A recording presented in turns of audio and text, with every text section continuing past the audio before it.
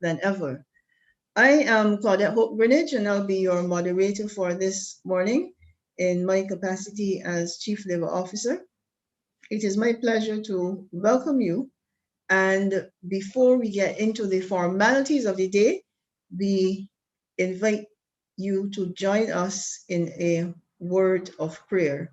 And that prayer will be led by Mrs. Donna Bess Frederick, Labor Officer. Good morning to all. Let us pray. Heavenly Father, you are good and you've been so good to us. And we glorify you for all the blessings that you have given us. We are truly grateful for them. Thank you for allowing us to meet and share in this virtual setting. We ask that you send forth the divine wisdom to our speakers for today and the remainder of this week as we celebrate under the theme, A Safe Workplace No More Than Ever. May they be blessed as they share their expertise and knowledge with those who need it. For we acknowledge that all good gifts come from you. Bless the participants as well, so that they will be able to obtain vital information from these activities. Send us your Holy Spirit so that after this webinar, we may share what we learn in the spirit of your love and generosity, especially during these trying times. Help us to bring glory to you, Lord, in everything that we do. And we ask these things in the name of Jesus Christ and for his sake. Amen. Amen. And thank you, Mrs. Bess Frederick.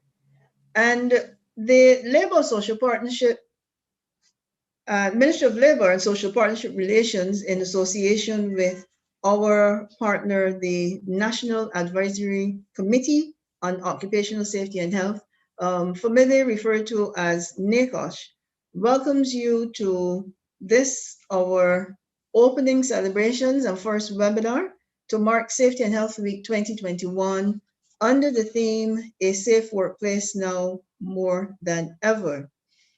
Now, we commenced the week, so to speak, yesterday with a church service at the James Street Methodist Church, where the importance of our theme was underscored by the priest in charge there. And we do extend thanks again to the membership at the James Street Church for hosting us. Now, we do have for you this morning in this first virtual iteration of Safety and Health Week, we are reflecting the program as real as we can and in keeping with how we would traditionally do it, but with a small twist. And we still have the remarks and so on to come from the various social partners.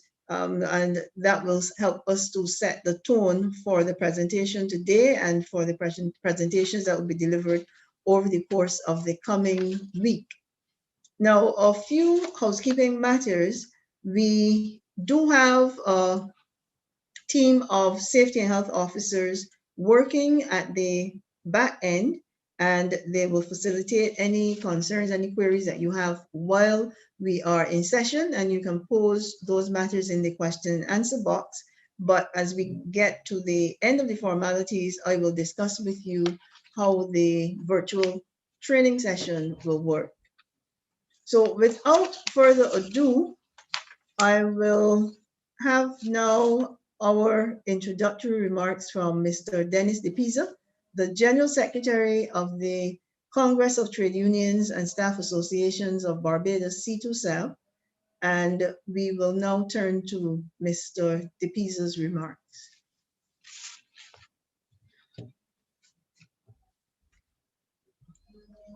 The following remarks will be made by Dennis DePisa, General Secretary of the Congress of Trade Unions and Staff Associations of Barbados, on the opening ceremony of the Occupational Safety and Health Week 2021. The observance of this year's Occupational Safety and Health Week under the theme, A Safe Workplace Now More Than Ever, provides a great opportunity for reflection as we in Barbados join with the rest of the world in undertaking an in-depth review of how the COVID-19 pandemic has impacted the workplace. Here in Barbados, we have adopted the slogan, tourism is our business. As we are all aware, the COVID-19 pandemic has applied the brakes on business activities in the hotel sector. hotel plants, villas, restaurants, places of entertainment and recreation, transportation and businesses within the services sector are now required to pay more attention to safety and health at work. This development has not spared businesses in other sectors of the economy, and so it's but appropriate at this time that employers, employees, customers, clients, and suppliers all come to recognize that safety at the workplace is everybody's business. The science has taught us that the pandemic is as a consequence of a viral infection.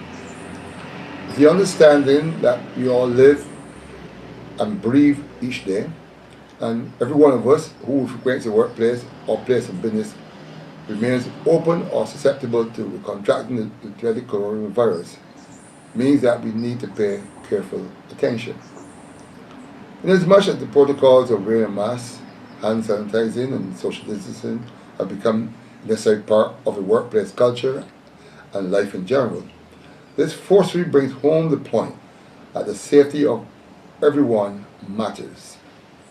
Generally, the focus on safety at the workplace has been the prevention of an exposure to the threats posed by physical and environmental hazards.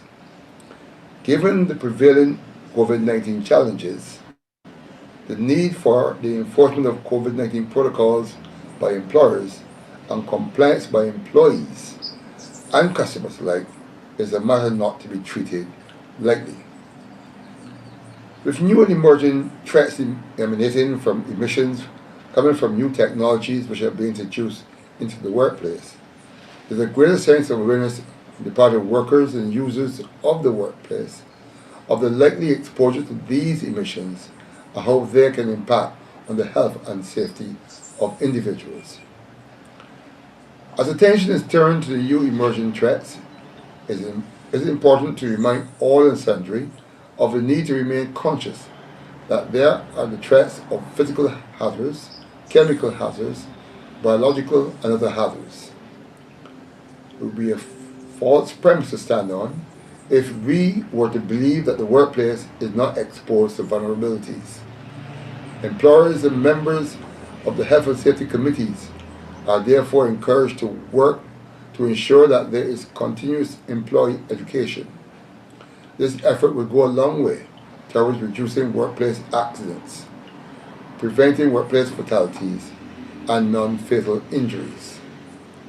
Finally, while much attention is being placed on physical and environmental issues in the workplace, it is critical not to lose sight of the issues such as violence and harassment, which can compromise both safety and health in the workplace.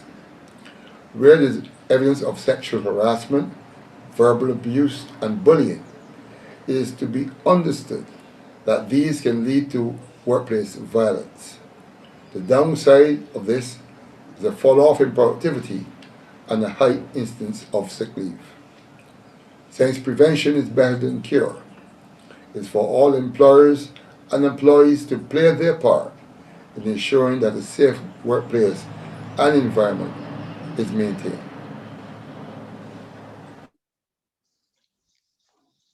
Thank you, Mr. DePisa.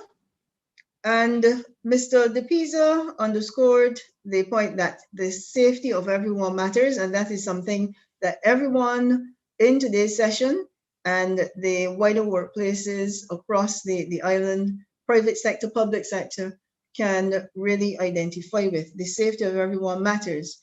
And importantly as well, he mentioned the need for compliance and enforcement on the part of both employer and employee, shared responsibility being the hallmark of that point.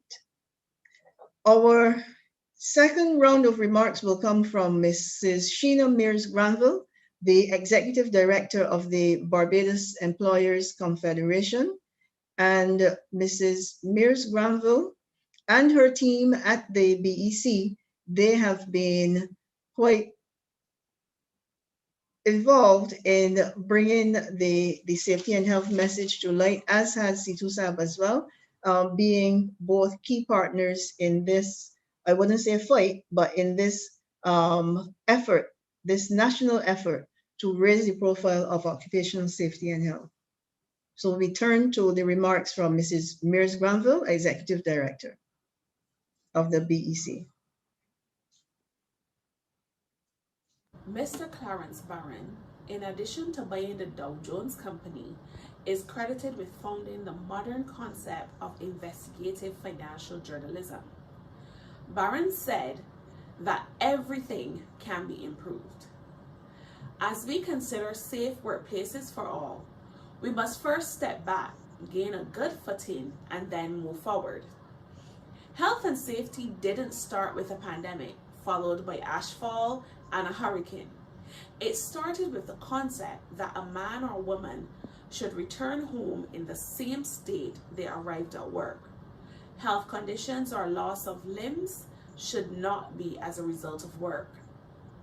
Having liaised with many employers as Executive Director of the Barbados Employers Confederation, and aiding employers with developing and improving their health and safety management systems, there are a few considerations that I think we must bear in mind at the start of Occupational Health and Safety Week when we consider the theme, a safe workplace, now more than ever.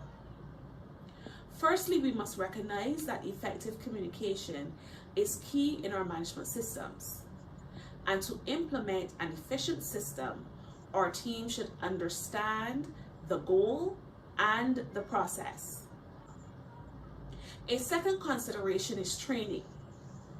Through the pandemic, we faced the reality of employees performing additional tasks to ensure that our workplaces were safe.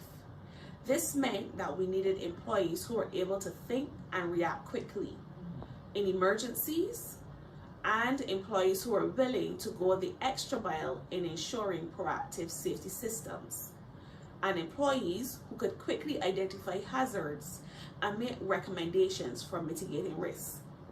This could only be achieved where widespread and continuous training was done.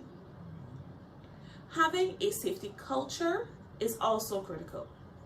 Culture must be inclusive and starts from the top when team members see their leaders placing emphasis on safety and health. It means we must be consistent in incorporating safe procedures for all activities. It is critical for employees to understand that well-known mantra that safety and health is everyone's responsibility. Another consideration as we continue to navigate our ever-changing climate is our tools. In the past 18 months, we witnessed bulk buying of sanitizers and personal protective equipment. But safety tools are not only physical. Consider your risk assessment reports, the hurricane preparedness checklist that you have access to, and the accident reports generated as part of your toolkit for improved safety. As we ponder on these considerations, let us take Mr. Barron's words to heart and note that everything can be improved. We can become daunted by our problems, or we can accept the fact that problems can be solved and things can be improved.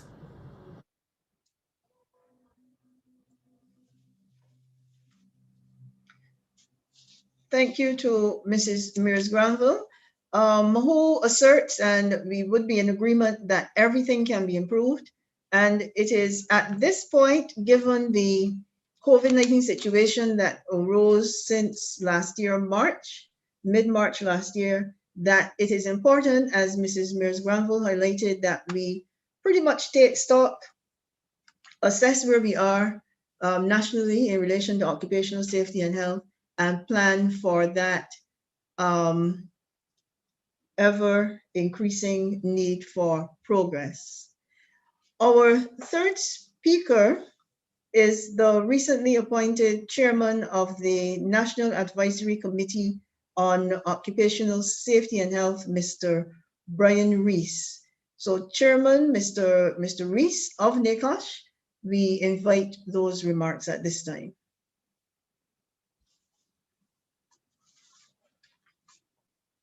It is a great pleasure for me, as chairman of the National Advisory Committee on Occupational Safety and Health, to have this opportunity to share my thoughts on the importance of this week's activities. An accepted and indisputable truth is that work should never harm a person's health, endanger their safety, or discourage them from being productive. This time in our country's development is characterized by a higher level of complexity and changes than ever before. Some of these challenges are welcomed, such as moving to new and more sustainable technologies as we aim to reduce greenhouse gas emissions to a net zero factor.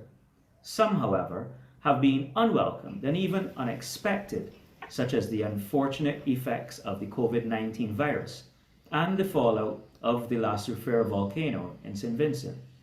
Irrespective, these challenges and complexities have in some measure have had an effect on the occupational environment and our workforce, and even those that are welcomed come with emerging hazards. As we acknowledge the theme of this year's Occupational Safety and Health Week 2021, a safe workplace, now more than ever, we must accept that this will only be achieved in the face of these many constantly emerging hazards if we commit to a behavioral and cultural change in how safety is managed. NACOSH believes this and is committed to participating in the advancement of policies that redound to the establishing and perpetuating of this cultural shift. NACOSH continues to be astounded by the breadth of work done by the Occupational Safety and Health section of the Labour Department in encouraging this preventative safety work culture and the individual expertise that exists within that section. They're an essential entity and are always put to good effect as they apply their interventions across the varied industries and businesses operating on the island. We commit to working alongside the safety and health officers of the section in realizing their mandate. Of course, they cannot achieve it alone. They require a greater level of self-regulation by companies and employees to achieve the ultimate goal of zero occupational incidents. NACOSH itself is presently giving its attention to 4 major improvements that we believe will have the greatest impact on self-regulation and continuous improvement as we all strive to create a safer collective workplace. Some of these will be ventilated within the presentations during this Safety Week, and the feedback from all participants will be welcomed to guide our work. These areas of focus for the committee are: 1, jointly with the labour union movement, the training and creation of safety committees in all businesses as required by the Safety and Health at Work Act. 2, to deliver on our strategic intent related to the health side of safety and health by working towards the advancement of the National Wellness Policy for all workers. 3, the development of portals for the greater presence of safety guidance information across all media platforms. And 4, the development of protocols for safety pre-qualification of contractors. As we all know, bringing about improvements has never been simply meeting the challenges of today. Improvements require the foresight and ingenuity of identifying the challenges of tomorrow as well. Our success at meeting these challenges frontally and mitigating them shall be in no small measure dependent on making our safety management systems dynamic and nimble, and most importantly, based on prevention. We will all have to participate to make the culture of safety that we know to be a positive one come to fruition. This will require the regulators, workers, employers, and even young people at the stage of learning a skill, committing themselves to zero recordable incidents. If we all commit to this as a possibility, then we will all work to achieving the preventative culture that allows for it. Remember that, as the playwright Tom Stoppard stated, a healthy attitude is contagious. But don't wait to catch it from others. Instead, be a carrier. I hope that the ideas shared this week spark a worthwhile discussion and even constructive objection in some cases, so we can continue to proactively and with foresight manage emerging challenges in safety and make the workplace safer now more than ever. Thank you very much. And thank you, Mr. Rees. I will pick up where Mr. Rees ended, in that a healthy attitude is contagious, and we shall all aim to be carriers. And I will put a little spin on that and say a good occupational safety and health culture, we want that to be contagious, and we want every workplace, every employee, every employer to be a carrier. Brian has challenged us to reach that ideal that we in the safety and health world treat as such, and that is to see a state, a period, when there are no recordable incidents or accidents. And that is a challenge and a commitment that we should all strive for. The next speaker for this morning's program is the Honorable Tony Moore, MP, General Secretary of the Barbados Workers Union. And we would be well aware that the BWU has been in the forefront as well of as have all of our previous organizations and speakers, in the forefront of helping us with the ministry and the wider Barbados to manage occupational safety and health. And you will be well familiar with their Sunday program that I do hope that many of us take that 15 minutes or so to listen to as often as possible. At this time, we will have the remarks from the Honorable Tony Moore, MP and General Secretary of the BWU.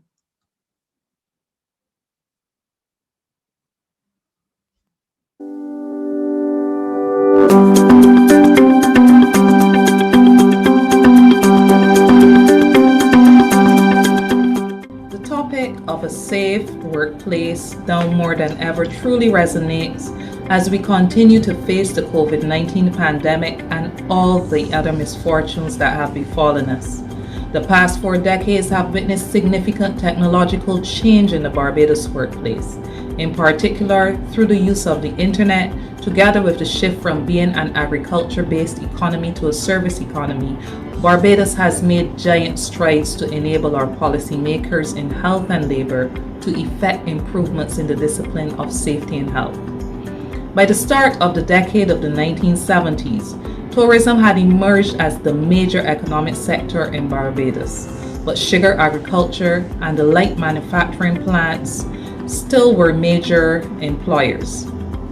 Training in workplace safety and health during that period focused mainly on safety factory issues such as engineering controls, the use of appropriate PPE, with some attention being given to vector control.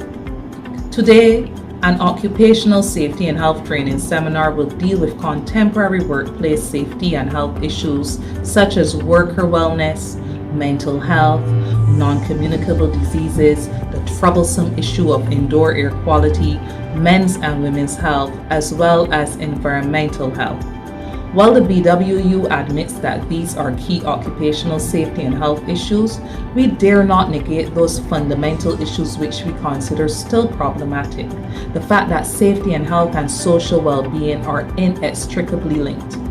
This fact has been borne out over the past 16 months as Barbados has been hard hit by the COVID-19 pandemic, the ash fall from the La Soufrière volcano in St. Vincent, and very recently, Hurricane Elsa, all of which have created much distress on the island and on our workforce.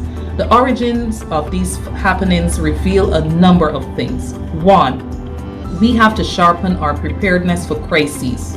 And 2, we can no longer adopt an insular approach to matters of occupational safety and health. Given the present challenges brought about by the COVID-19 pandemic, we dare say that none of us in the field of occupational safety and health could have anticipated dealing with any issue approximating to its complexity and scope.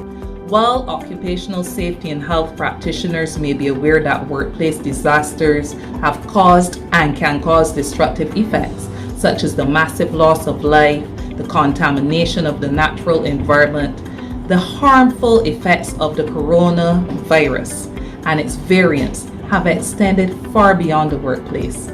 The consequences of illness, death, economic failure, and joblessness have negatively impacted every single community in every corner of the globe. Indeed, we have witnessed the importance of safety and health to the success of business and the wider economy. We've seen the spread of illness in the workplace and the devastating impacts it can have on an economy, bringing it to a standstill. It is therefore very clear to us in the BWU that the workplace safety syllabus has to be relooked to treat to today's challenges. We have been advocating for many years for an interdisciplinary approach to occupational safety and health. Hence our efforts in conjunction with Professor Dwayne Devonish in writing the Workplace Wellness Policy for Barbados, which now lies under the chairmanship of the Ministry of Labour and Social Partnership Relations. This interdisciplinary approach brings together skills that cater to the physical, mental, and social well-being of workers. It is clear that with the significant social fallout resulting from the tremendous toll of hospitalizations and death of workers, the border closures, and the slowdown in interregional and international trade, that all of the disciplines must conjoin to work for the betterment of the workplace. Given the gravity of the situation, the BWU will continue its advocacy for more active consultations and health and safety committees to be instituted at all work sites across Barbados. By bringing together labor and employers, we would better be able to collaborate and put in place effective programs aimed at reducing and preventing the spread of infections at work, and therefore we will be able to ensure that we can create the safe workplaces that are needed now more than ever.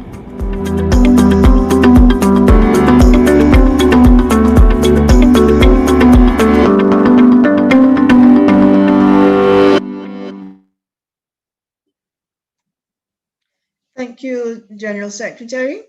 And we see a sub-theme, if you would, coming through, and that is challenging us as practitioners in the world of occupational safety and health to commit to looking at the change that we need to see, and as well as recognizing that occupational safety and health and many other aspects of the world of work are inextricably linked.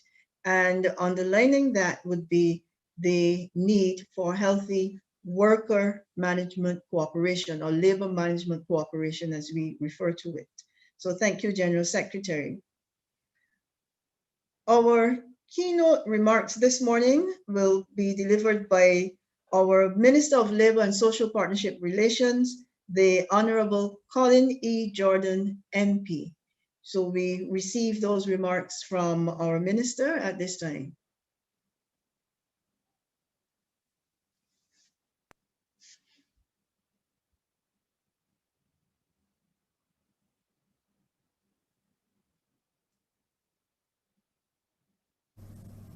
A warm welcome to all of you who are part of Occupational Safety and Health Week 2021. A resilient national occupational safety and health culture is one in which the right to a safe and healthy working environment is respected at all levels.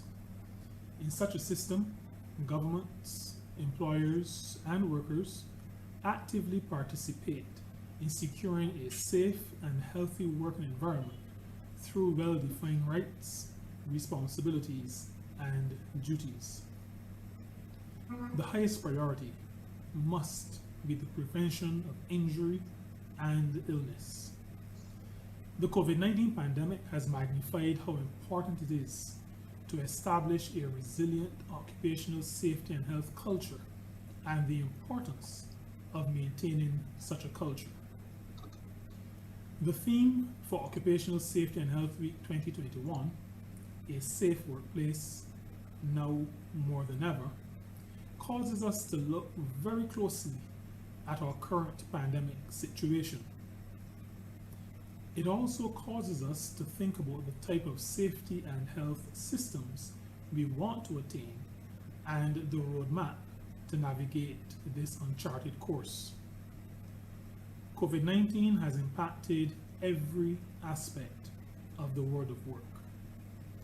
consider the possible risks of transmission of the virus in workplaces, the changes in how, when, and where work is done, and the risk and unintended consequences that may arise from measures taken to mitigate the spread of the virus.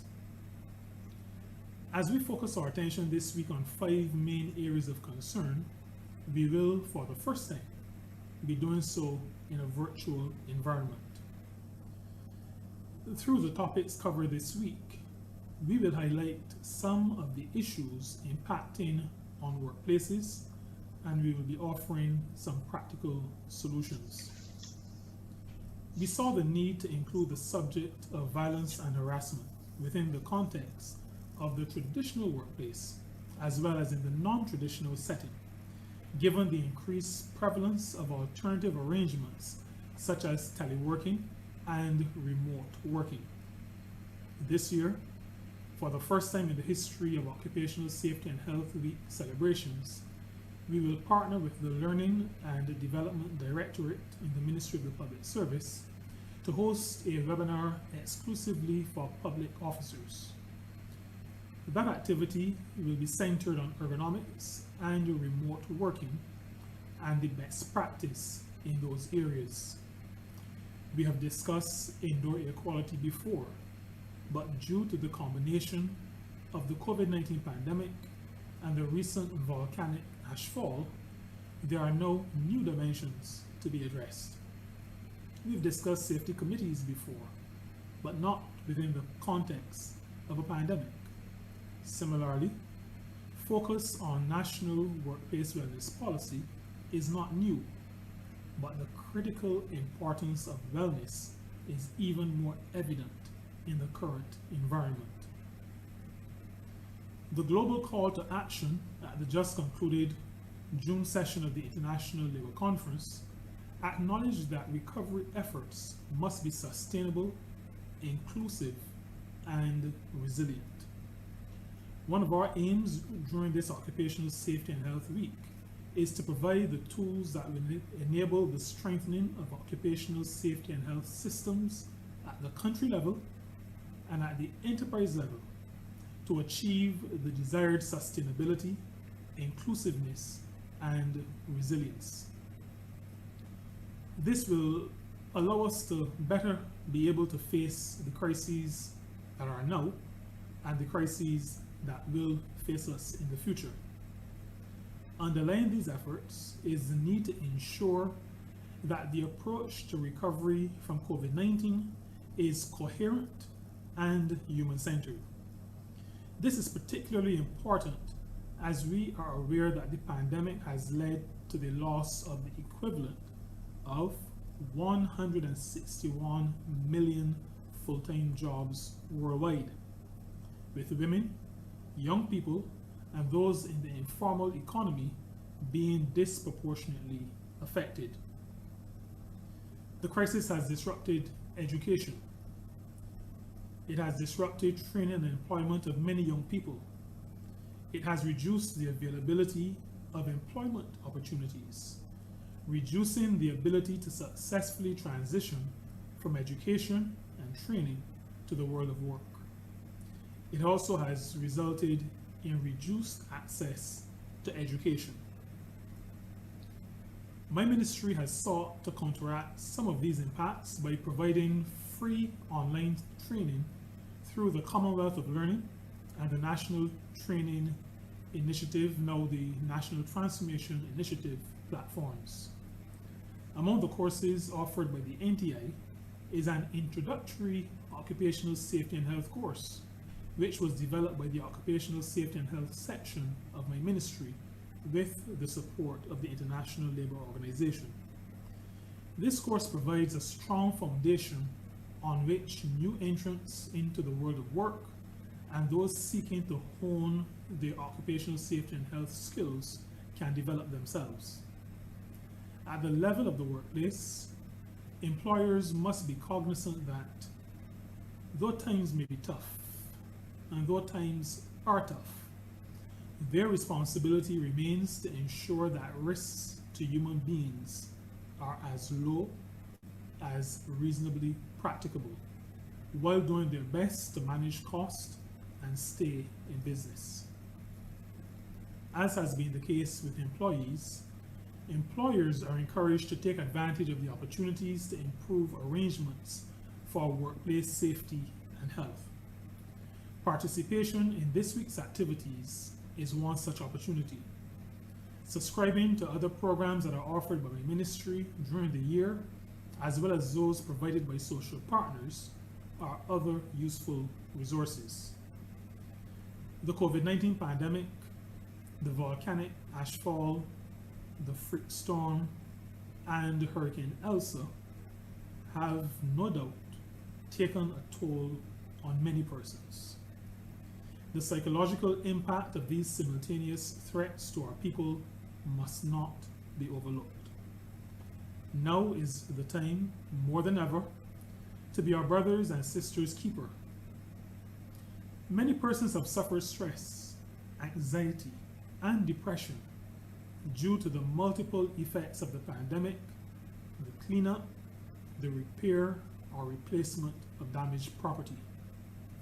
Overall, wellness can be negatively impacted when we are unable to manage effectively our various work, family, and other responsibilities. In some cases, it is a balancing act to properly manage these responsibilities, whether working in the conventional workplace or working from home. The National Workplace Wellness Policy for Barbados 2019 provided a framework within which the social partners can design programs to manage the 9 dimensions of workplace wellness.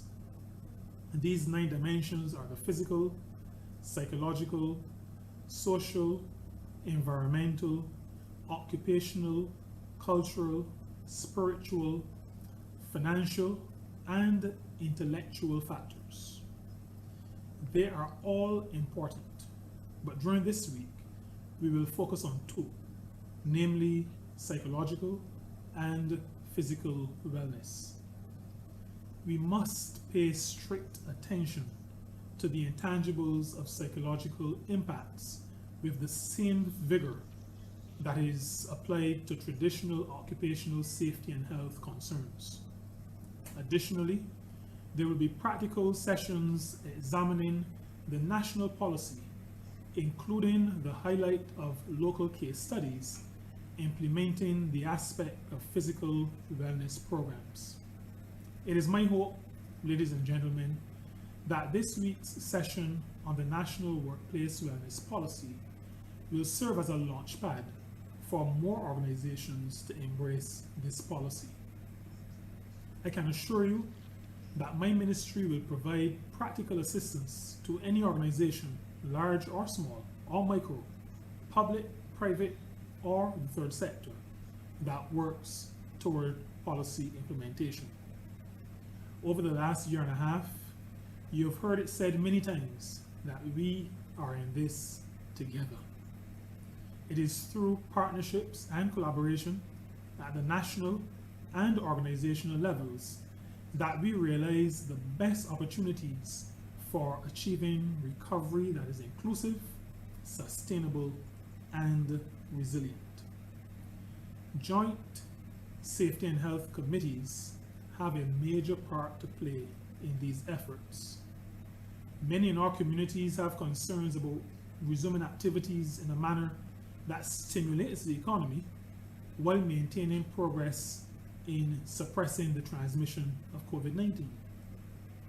It must be recognized that controlling worker exposure has a significant role to play in this effort. We are not out of the woods as yet. Therefore, our efforts to prevent and mitigate COVID-19 spread must continue. As minister responsible for this ministry, the Ministry of Labor and Social Partnership Relations and the third sector, I wish to commend all those who are maintaining strict adherence to the COVID-19 protocols and at the same time not overlooking sound occupational safety and health and good employment relations practice. I also at this time salute all those who have made the decision to be vaccinated. And I encourage all of those persons who have not yet been vaccinated to seriously consider doing so for your own sake, for the sake of your relatives, for the sake of your country. I take this opportunity to wish you a safe and productive week. I encourage you to take advantage of all available webinars this week, but not simply to gain information, but to be able to apply it and to share it. I call on you to use the information to make your workplaces better. Now more than ever, we must foster an occupational safety and health culture that is sustainable, inclusive, and resilient. We need now, more than ever, safe people doing safe work in a safe country. I thank you. Thank you, Minister, for reminding us that we are all in this together, a mantra that has been around but has developed and taken on much more importance for us since the 17th of March 2020 with the advent of the pandemic. And we are encouraged by the Minister to ensure that whatever we do in terms of managing safety and health, commencing today and into the future, that we take account of sustainability, inclusiveness, and resilience in building and managing those and administering our systems for occupational safety and health. Again, the sub-theme, or what I'm referring to as the sub-theme of change and the management of that change, has emerged this morning through all of our speakers as being important, and we need to make sure that that change is coherent and human-centered. So thank you again, Minister, and thank you to our speakers. Now, we turn quite quickly to our presentation for this morning, and we will be looking at preventing and managing violence and harassment at work. And that is the overall theme. And our first presenter who will take us into that is Mrs. Donna Bess Frederick, who is Labor Officer 1 with the Labor Department of some years experience, quite a few years. I wouldn't say how much, I don't want to be accused of revealing anybody's age, but maybe just as long as I have, so we may be young together. Now, Donna's theme, her personal theme is, if it doesn't challenge you, it doesn't change you. And that statement summarizes Donna's approach to her professional and personal life. She has been with us for, as I said, quite some time as in the capacity of labor officer, and she has experience in employment counseling and also in the industrial relations realm. Donna is known to us and many others for her love of event decorating, and she recently added steel pan playing, and those are her main leisure pursuits. And she also engages in exercising at the beach and engaging in family and church activities. So our multifaceted Mrs. Bess Frederick is of the view that parenting, working from home, and the COVID-19 pandemic have all enabled her to develop strengths that she didn't know she had. And listen to this one, the ability to deal with fears that she did not know existed. And I think we can all share in that last one there, the ability to deal with fears that we did not know existed. So with that, I turn over to Mrs. Bess Frederick, and she will be our first presenter for this morning, and she will be looking at that legislation dealing with sexual harassment and putting it in the context of preventing and managing violence and harassment at work. Mrs. Bess Frederick.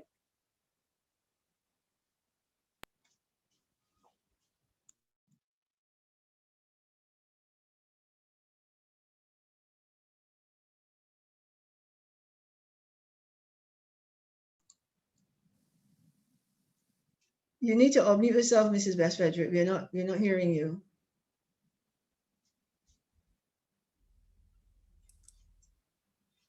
Good morning to all.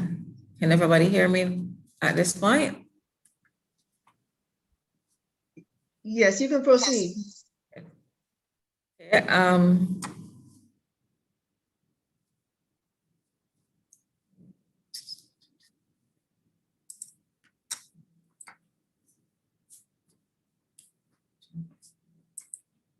okay.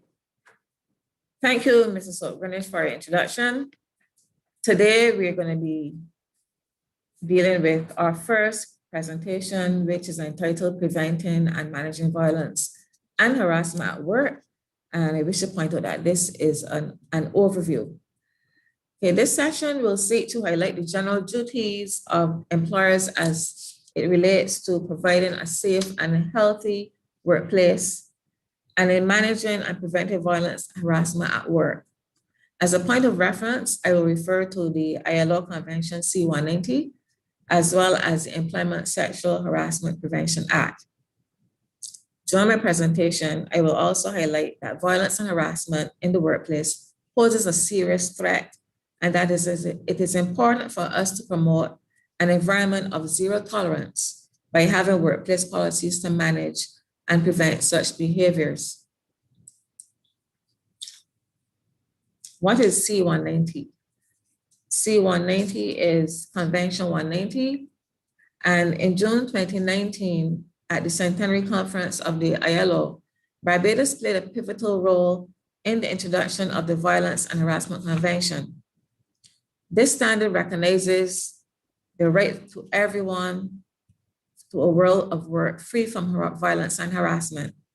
It aims at protecting all workers and people in the world of work, and it covers a variety of individuals in public and private sectors. The convention is grounded in the adoption of an inclusive, integrated, and gender-responsive approach to prevent and eliminate violence and harassment in the world of work. It requires the development of workplace policies, strategies, monitoring mechanisms, investigative tools, enforcement instruments, remedies, and support systems to prevent and manage incidences. Article 11 requires members to address violence and harassment in relevant national policies, such as those concerning occupational safety and health, equality and non-discrimination, and migration. Some of the types of workplace violence and harassment include physical violence, psychological violence and harassment, and sexual violence and harassment. Physical violence is easy to imagine. It involves any physical attacks, such as beatings, kickings, slappings, and such like. Psychological violence, on the other hand, may include verbal abuse, mobbing, bullying, and cyberbullying, manipulating a person's reputation, even isolating a person, or withholding information that would assist them in their work, slandering, ridiculing, and even giving that employee impossible goals to achieve. The final type of workplace violence and harassment is sexual violence and harassment. And this is a form of sexual violence that commonly occurs in the world of work, and it is frequently categorized in two ways. The first one is quid pro quo, and this quid pro quo sexual harassment takes place when a job benefit, for example, a pay rise, a promotion, or even continuing employment, is made dependent on the victim acceding to demands to engage in some form of sexual behavior. The second category, which is hostile working environment, covers conduct that creates a working environment that is unwelcome and offensive to the victim. It encompasses the range of sexually harassing behavior, such as sex-based comments, disparaging remarks about the sex of the target or the victim, innuendos, the display of sexually suggestive or explicit materials, and such like. So from the previous slides, you will by this time have a fairly good understanding of what workplace violence is and what harassment looks like. However, Article 1 of the recommendation gives us a working definition, and it says it is a range of unacceptable behaviors and practices or threats thereof, whether a single occurrence or repeated, that aim at and result in or are likely to result in physical, psychological, sexual, or economic harm, and it includes gender-based violence and harassment. And the definition of gender-based violence and harassment is given as violence and harassment directed at persons because of their sex or gender, or affecting persons of a particular sex or gender disproportionately, and it includes sexual harassment. On that note, we will change course slightly. As I said before, my other reference point will be the Employment Sexual Harassment Prevention Act.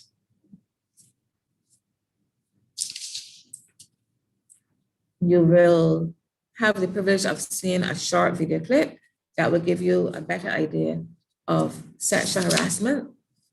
So I invite you to view the clip for a few seconds.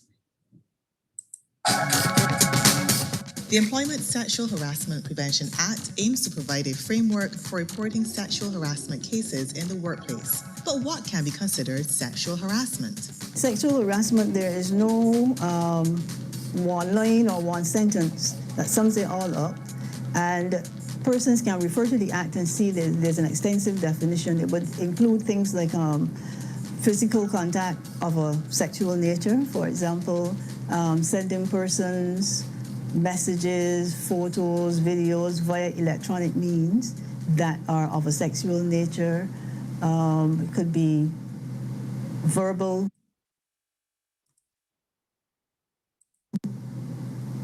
insinuations, gestures, jokes, posting certain types of material or posters on walls and so on in your cubicle. So the definition is extensive, and it bears strong relation to what would be used in other jurisdictions as the definition of sexual harassment. Remember, the Sexual Harassment Prevention Act prohibits the victimization of employees who report sexual harassment. Any person who contravenes the Act is guilty of an offense and liable on summary conviction to a fine of $10,000 or 2 years imprisonment or both. Learn the procedure for lodging a complaint. Find the Act on our website at www.gisbarbados.gov.bb. Click on Resources, then Downloads, and then General Information.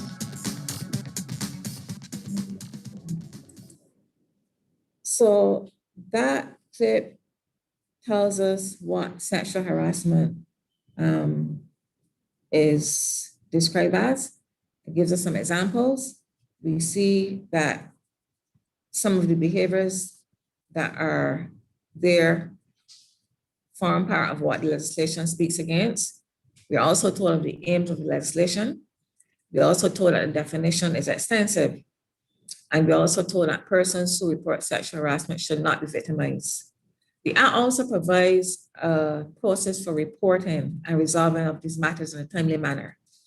One takeaway that from the video you might have is if you notice that it is not business as usual when it comes to some of the cultural norms and behaviors that we on this side of the globe may have been taken for granted. So those of you who are paying attention would have seen some of the gestures that the actors in the video would have used. Under the Act, these are now prohibited. And an employee may make a complaint if they're faced with any of these situations. So the Sexual Harassment Act was proclaimed in December 2017.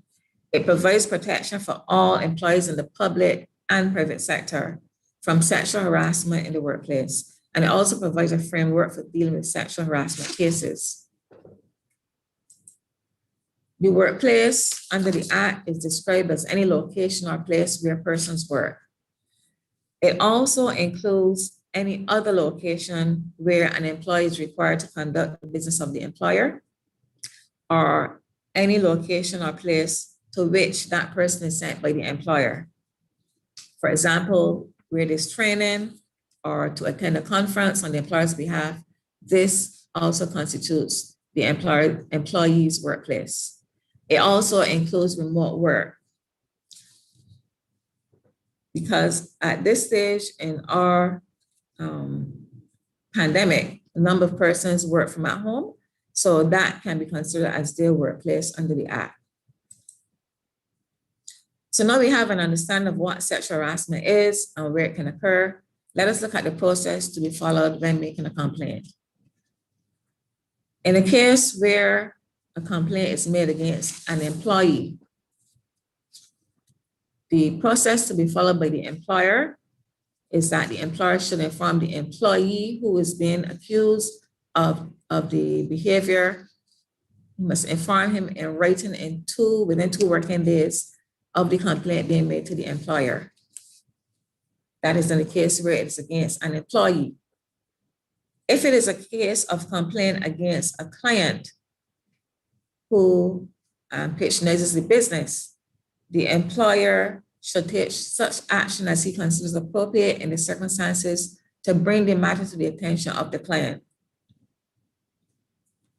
So these are 2 cases or 2 situations that the employer must follow when a complaint is made of sexual harassment.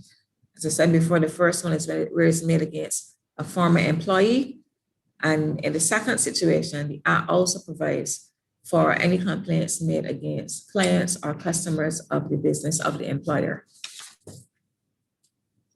An investigation must commence within 14 days of the complaint being lodged, and the employer shall complete the investigation without delay. That is required under the Act. The importance of completing these investigations in a timely manner is due to the fact that the employee still has some time under the law to make a complaint to the chief labor officer, and that complaint must be made within 3 months once the employee is not satisfied with the employer's decision.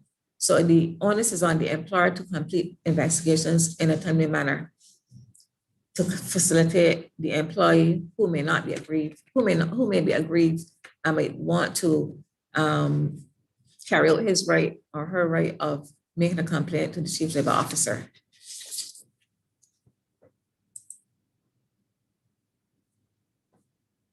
A further responsibility of the employer is, under the Act, the employer has the autonomy to utilize any disciplinary policies that they have with regard to an employee who's found to have committed sexual harassment. The employer can take any disciplinary action as is necessary, any disciplinary action that is within their disciplinary policy. And again, the second situation where it is a client and not an employee, where it's a client of the business. And for example, a client can refer to a person who conducts business with the employer. So if, for example, a customer sexually harasses a cashier in a business, the owner or employer has the right to take appropriate action.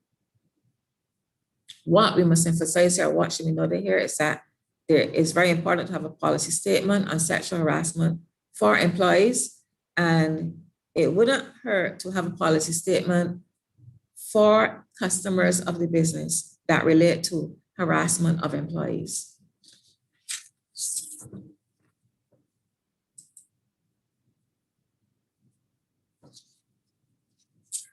The law also provides that if the employer, having conducted his investigation and he finds that no sexual harassment has been committed, the employer is duty bound to notify the complainant and the respondent in writing of his decision and the reason for that decision.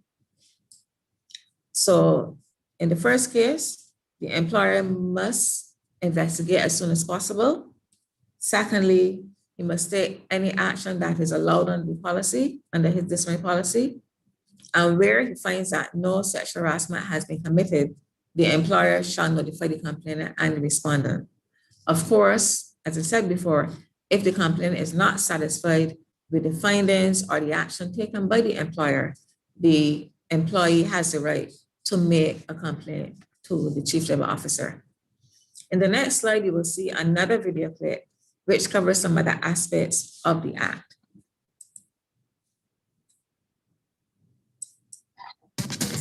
Here are 5 facts you should know about the Sexual Harassment Prevention Act. Fact number 1. The Act protects both men and women. The Act is gender neutral. It applies across the board. We are not saying that one sex or gender is harassed and the other is not. We're not looking at whether one is harassed more so than the other. You're just applying it. It is something that can occur in the workplace, and there is now something in place to help guide the process and to protect those who may not have otherwise known, how to go about securing their comfort while on the job. It teaches everyone that they have rights when it comes to sexual harassment in the workplace. Whether you're male, female, it doesn't matter. Everyone has rights. Fact number 2. If someone makes you uncomfortable once, you don't have to wait until they do it again to make your claim. Once that person feels annoyed or unwelcome, then they can make a claim for sexual harassment. And note that a single incident, one single incident could give rise to sexual harassment. Fact number 3. An employee must lodge a written complaint to the employer within 3 months of the date the incident occurred, after which the accused person must be informed in writing within 2 work days. However, if the accused is the employer or the chief executive officer, the written complaint must be sent to the chief labor officer. Like the 3-month time period where you can get yourself together, because sexual harassment, that is something to me personal and embarrassing. But that does not in any way mean that you should wait for 3 months. You should report as soon as something occurs that you're uncomfortable with. Fact number 4. If the complainant disagrees with the Chief Labor Officer's decision, they may appeal to the Employment Rights Tribunal. So you see these steps: employer, chief labor officer, employment rights tribunal. And you have 3 months within which to take it. So 3 months from the date of the decision. Now, where the chief labor officer is carrying out investigations, and we have reason to believe that anyone will be able to give valuable information, we can summons that person. We can ask the person to be served notice in writing and require that the person furnish them with the relevant information and to produce any relevant documents. Fact number 5. Every employer must have a written sexual harassment in the workplace policy. Every employer must have a written sexual harassment in the workplace policy, stating what they will not tolerate, as well as the appropriate disciplinary actions. Learn the Act for yourself. You can find it on our website, gisbarbados.gov.bb, under the Resources tab. Click on Downloads, then go to General Information. If you need more clarification on the Sexual Harassment Prevention Act or need assistance writing your department's policy, contact the Labour Department at 535-1500. So we see from the video in summary that the Act offers protection for both male and female. It is gender neutral.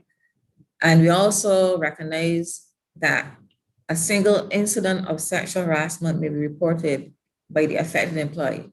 The employee doesn't have to wait until there is a second chance for the perpetrator to continue the behavior. But from the time it happens, from the time that the employee feels uncomfortable with a behavior or gesture or something that the person said, then that employee has the right to make a complaint. There's also a time limit for reporting the matter. And even where the employees have received a decision by the employer, the employee still has the right to make a complaint to the CLO, the Chief Labor Officer. Again, we cannot underscore or overemphasize the fact that employers must have a policy statement on sexual harassment in their individual businesses.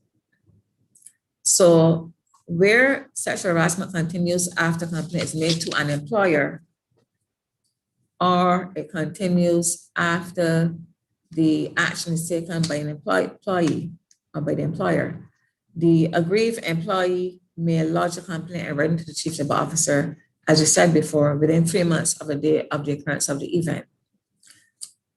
This gives the employee another chance to have his complaint heard, and for the Chief Labor Officer and the Labor Office of the Labor Department to conduct further investigations in the matter.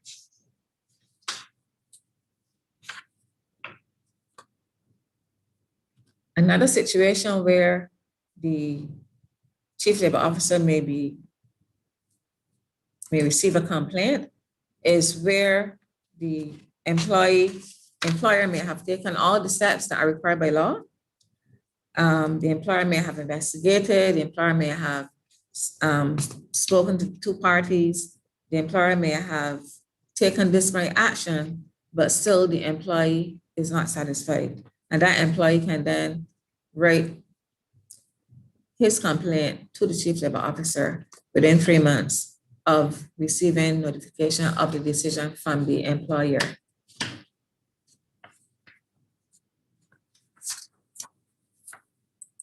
Just as the Act gives the employee the right to withdraw, to make a complaint, the Act also gives the employee the right to withdraw a complaint where the investigation has already started, or if the investigation has not started, the employee wants to have the investigation stop, the Act gives the right for the employee to make that decision. But that decision, that request should be made in writing.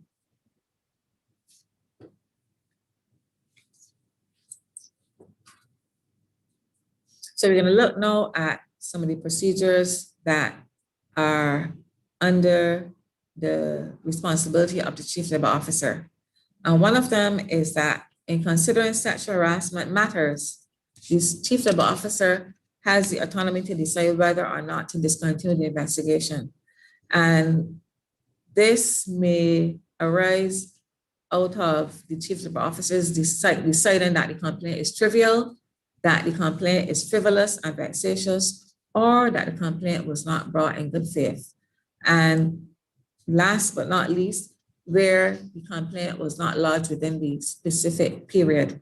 So it is very important that the complainants keep in mind that there's a time frame in which they can lodge their complaints. Just as any other complaint under other labor laws, there's a time frame, and we must be mindful of the fact that the complaints must be lodged within the time frame.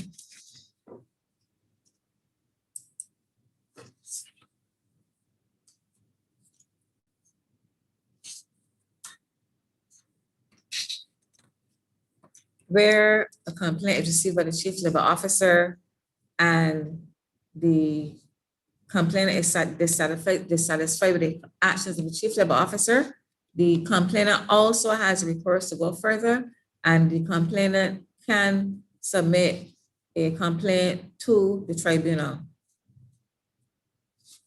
So the first step is the employer, second step is the Chief Labor Officer, and the third and final step is the Employment Rights Tribunal.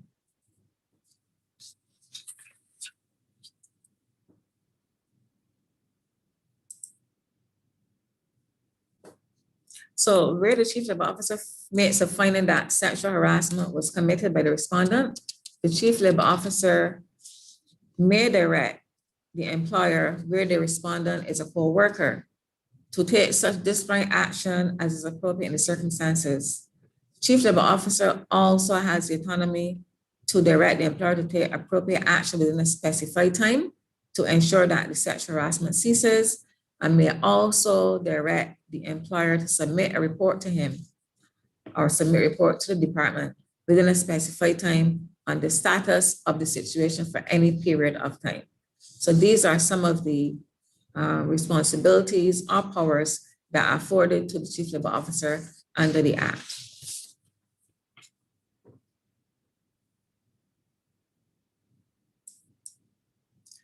Now, the impact of workplace violence and harassment cannot be overemphasized.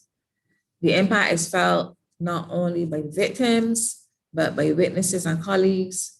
It's felt by the organization, it's felt by society. And in terms of the victims, workplace violence and harassment may affect the victim's health, well-being, and dignity, and may have an adverse effect on the work situation.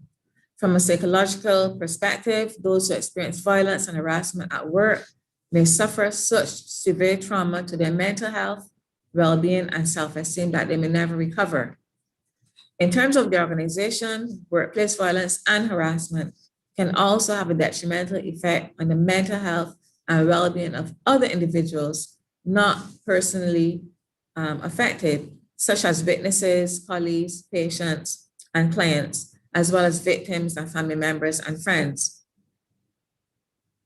The associated costs to organizations are related to workers' absenteeism, higher staff turnover, increases in recruitment and training costs. And as it relates to society, violence and harassment at the workplace may also have consequences on the whole in terms of costs related to social and healthcare services. And these costs include those related to medical consultations, treatment, and rehabilitation, as well as expenditure for social welfare.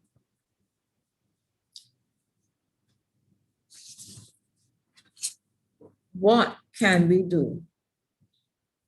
Some steps which can be taken to prevent and manage the scourge of harassment or workplace violence. As was said before, there's legislation in place to assist with sexual harassment. However, under the SHAW Act, Safety Health at Work Act, it is the duty of the employer to prepare a statement of general policy regarding workplace safety and health. It would also be recommended that violence and harassment at work be one of the arrangements in such a policy, and that this policy and any revision of it should be made aware to all employees. Under the Safety at Work Act, employers have responsibility to conduct the necessary risk assessment to ensure that any circumstances that are likely to impair the safety and health of employees in the course of their work is eliminated or minimized. The confidentiality of complaints is essential to protect the privacy of both the complainant and the accused. And there should be some protection given to complainants from retaliation and reprisals.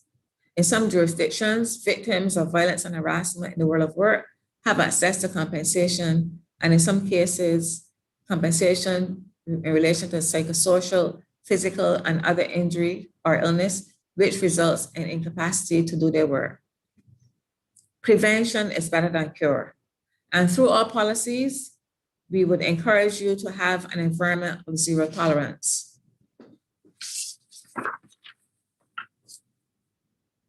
We've reached the final slide in the presentation, and this is just to give you an idea of where you can access information.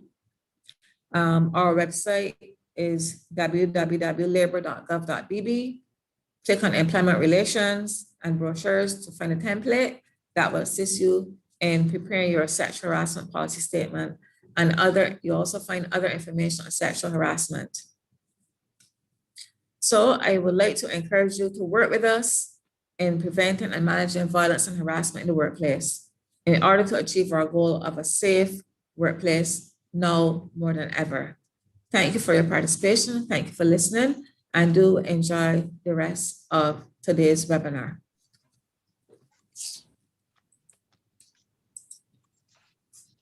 Thank you, Mrs. Bess Frederick, for giving us that overview on the matter of the Sexual Harassment Prevention Act, and as well as today's theme, preventing and managing violence and harassment at work. Now, participants, you are invited to, should you have any questions, you can use the Q&A box at the bottom of your screen. There's also the chat box as well, but you can enter in the Q&A box and there will be a team at the back end to pass those questions over and then have those ventilated as we go through the process. So thank you again, Mrs. Bess Frederick. Our second presenter this morning is Inspector Stephen Griffith. And Mr. Griffith is a dedicated career police officer with our Royal Barbados Police Force, and he has several decades of experience with the police force. And in the execution of his duties, Inspector Griffith has served in the Criminal Investigation Division, the Narcotics Division, the Anti-Crime Unit, and currently the Crime Prevention Unit, where he has been a crime prevention officer since 2012. Mr. Inspector Griffith's busy schedule takes him across the length and breadth of the island during the course of his delivering what we know to be yeoman service in his capacity as an inspector with the Royal Barbados Police Force. Mr. Griffith will deliver a presentation to us on the role of the Royal Barbados Police Force in the workplace and looking at procedures and tips to avoid and manage violence and harassment at work. So welcome, Inspector Griffith, and we are all ears and ready to receive your presentation. Good morning to everybody. I love the presentation presented by Ms. Donna Bess. It's very interesting, and she clearly highlighted the policies and procedures by employers and behaviors of employees and what should happen on the job. And the critical area here is that the law specifically speaks to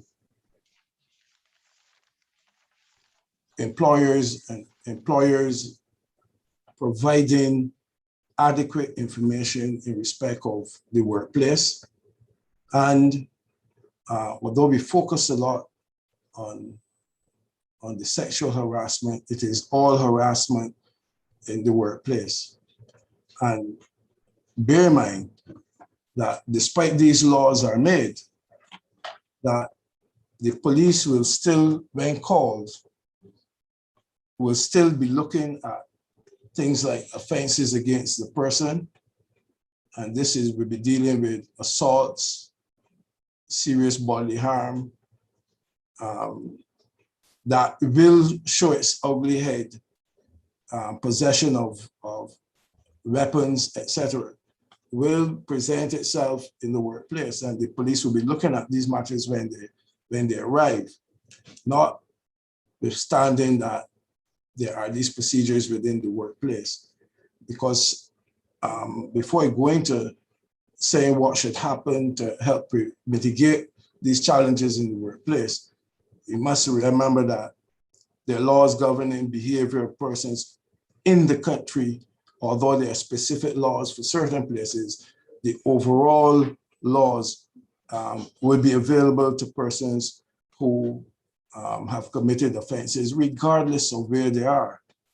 And we have to look at that offense against the person where those assaults and serious assaults will happen. We will be looking at the offenses of criminal damage when people throw or break things, etc., in pursuance to the violence in the workplace. Trespass to property, where people are not supposed to be in the premises or were dismissed from the premises and continue to come to the premises. Sexual sorry for that, Sexual Harassment Act, which was dealt with just now, and the Sexual Offences Act, where persons will be also looking at things like indecency and serious indecency. These are the options that will also be open to those persons should they wish to pursue these matters. Over the years, I have many matters have been reported. Or matter of fact, let me say here that many of the sexual offenses and the other assaults and the other things are very underreported. And they're underreported for a lot of reasons, and it was highlighted by the previous presenter. People look at retaliation, people have other social issues that would cause them not to report things. Some people need the job, etc.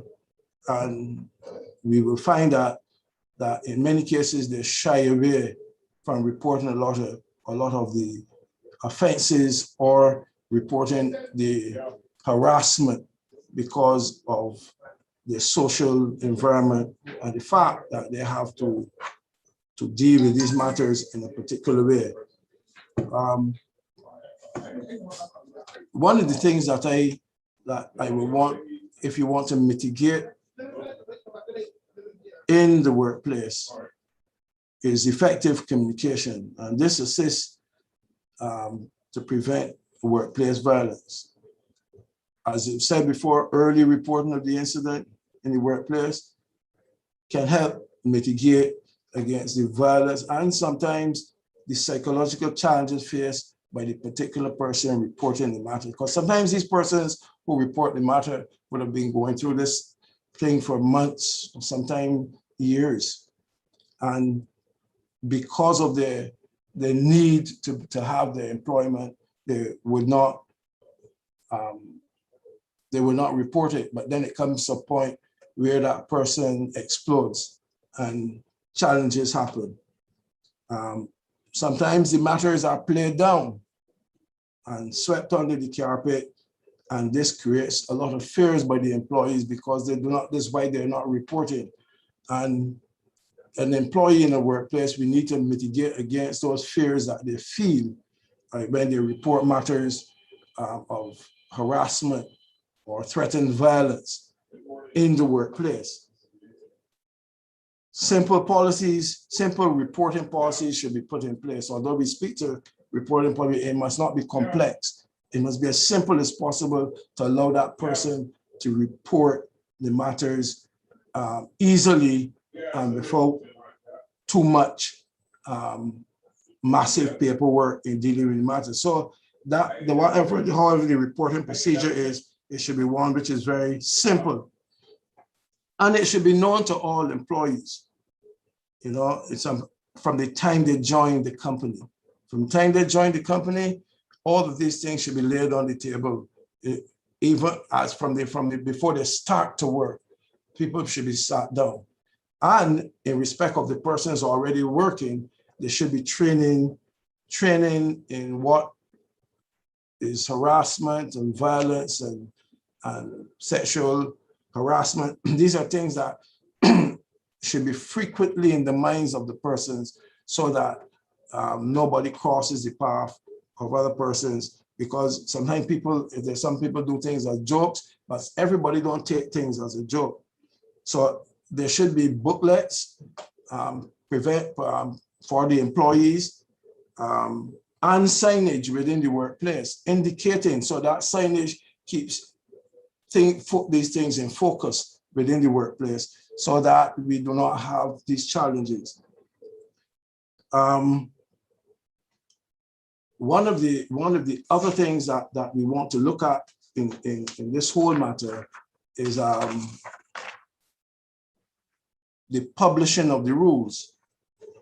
The publishing of these rules and policies, the organization should coincide with what the law says, because at the same time, You cannot infringe on persons' rights under the Constitution of the country.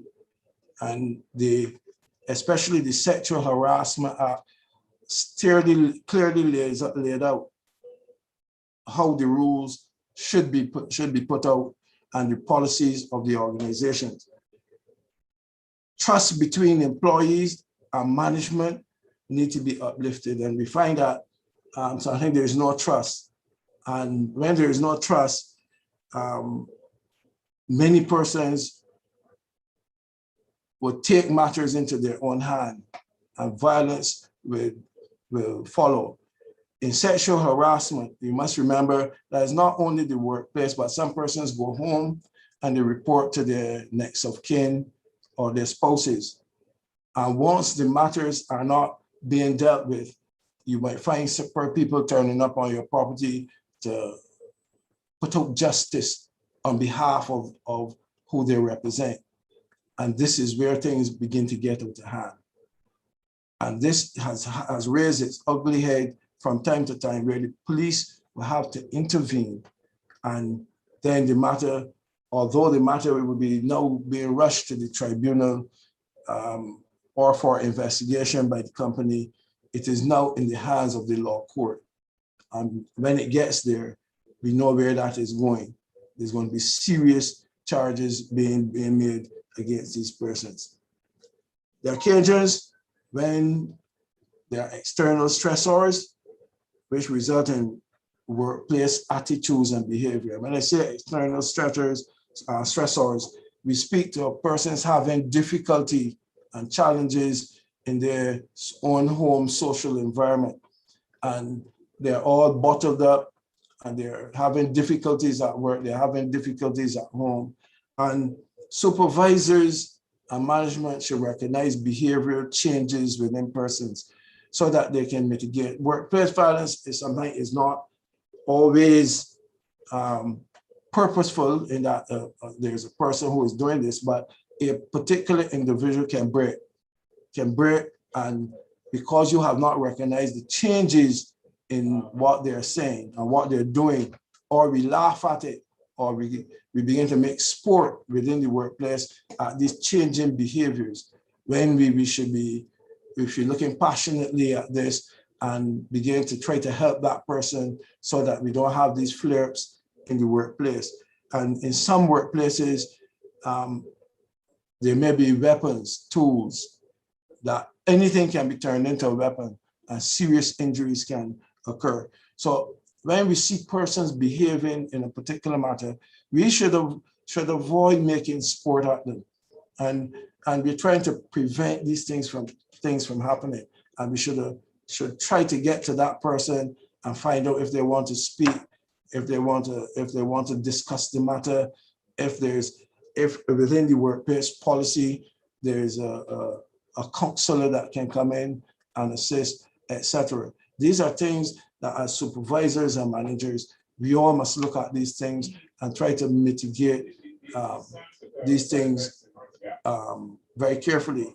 And many of you here will have listened to news items from the international arena, and you recognize that some persons come to a workplace and kill many persons because they have problems within the work environment. They have social issues.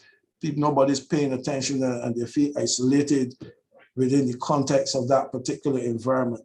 And they take it out. They go home and make decisions for themselves and tell themselves, if I do this, I will get rid of all the problems that I have.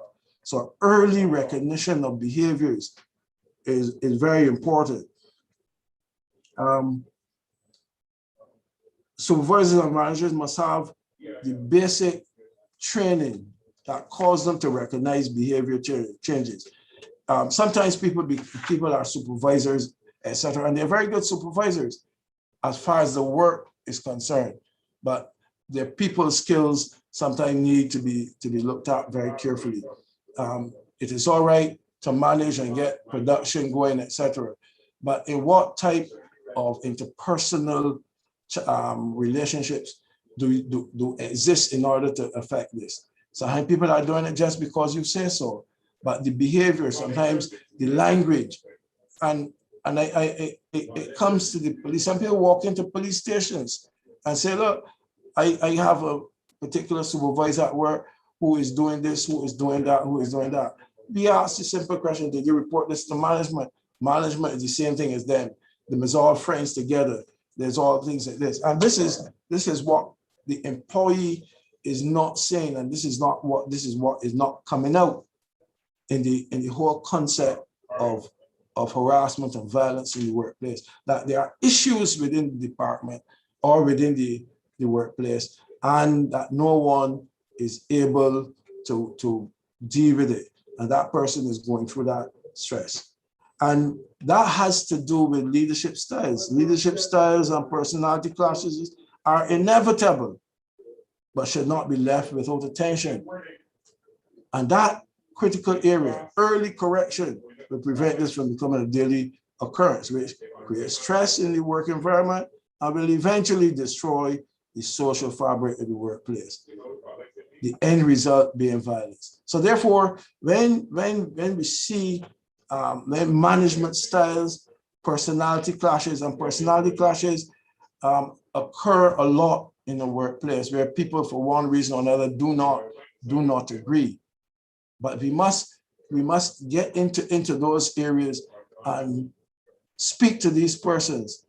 And the workplace must not show that this kind of activity can occur without any intervention by senior managers once it's recognized. I'm certain that you've read where dismissed employees also. Violence in the workplace is not only by people who are working there, but dismissed employees, and they return to the workspaces to get justice because they feel that the process is too long, that they have been targeted and dismissed, and they return to the workplace. And this is where the offense of trespass in the Trespass to Property Return Act comes into focus. Sometimes people are suspended, but they return to the workplace and begin to wreak havoc. So in the whole process calls for continued training and recognition, right?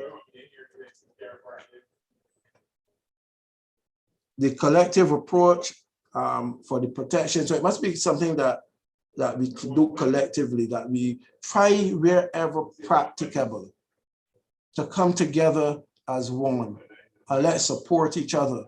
When there are challenges within the workplace, vigilance should always be the key for the supervisors. Several times I go to places where people speak to reporting issues and they don't have the confidence to report matters because of confidentiality, as was spoken to by the previous presenter, and the integrity of the reporting process. Fear retaliation, victimization by friends, by family. This creates stress also, and the breakdown of the process will cause several problems in the workplace. And we're working at prevention here. We have to see people not as tools, but see them as human beings. People have feelings. So why criticize a person when you can speak to the specific action? This particular action is done wrong, Bob. But if you call the person names, etc., you're speaking to that person in itself, and people internalize these things and become withdrawn. And much of this is seen in sexual harassment. This particular offense needs immediate attention, and it can lead to violence not only in the workplace, but by family or relationship persons. And these persons will visit this workplace and try to effect this kind of thing. Strict non-violent policies must be followed by decisive action by management to bring integrity to the rule and policies of the organization. So we see that that both levels of management, all levels of management for that matter, need to look at things in a very positive manner and realize that if we do not, that we're going to create, if not immediately, a prolonged process of bickering within the workplace that will lead to violence, which will cause the police to come in. And when the police come in, the police will deal with matters as is reported to them.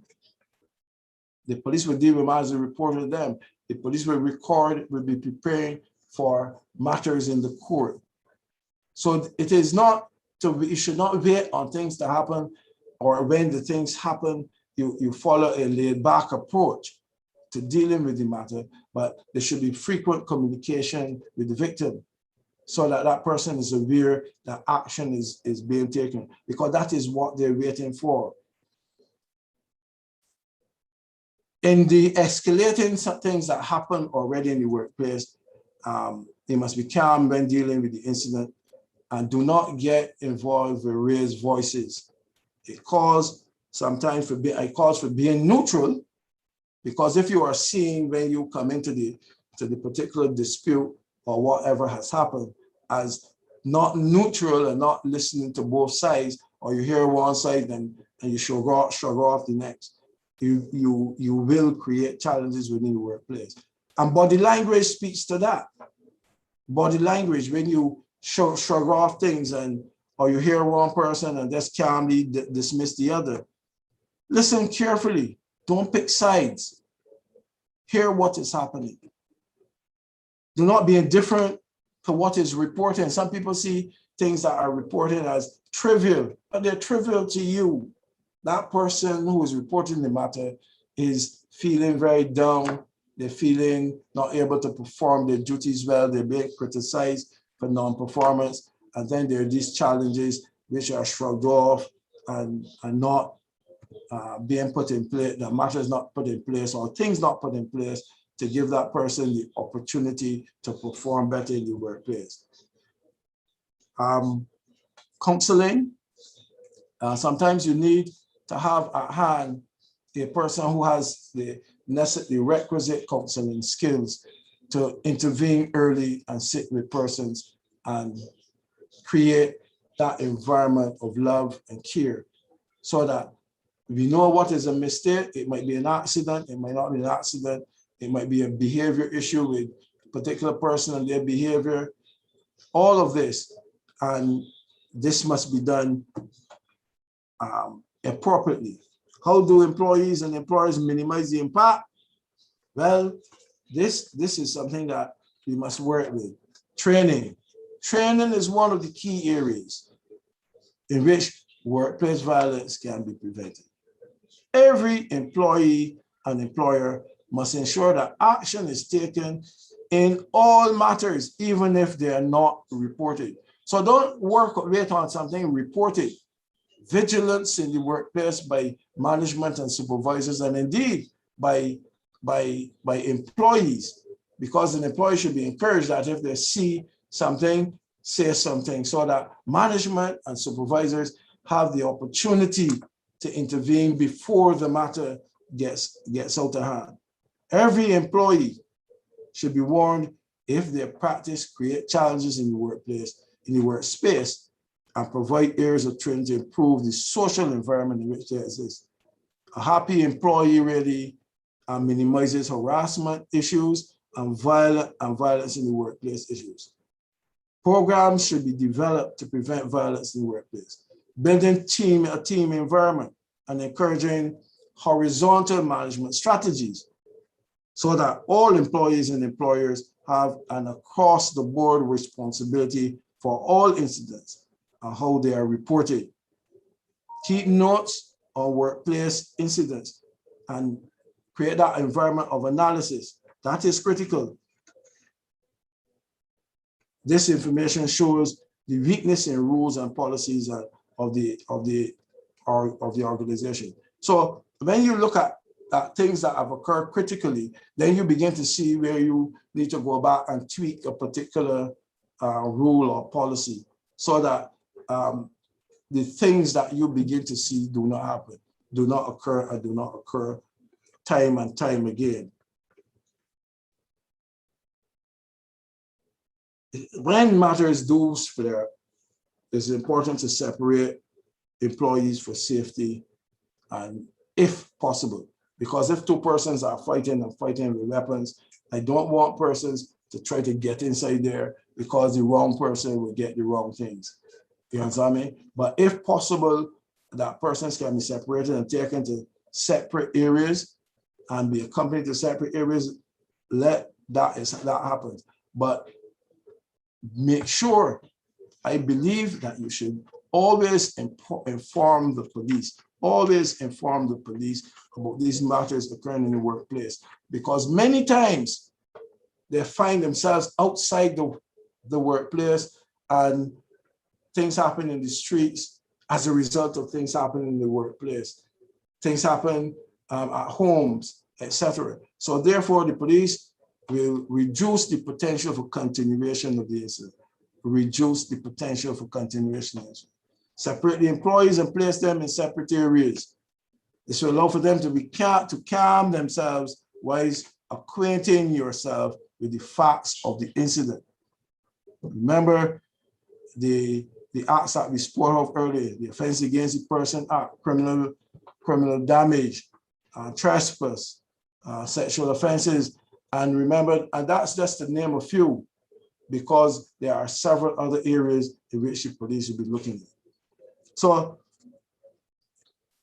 the general role of the police is the protection of life and property.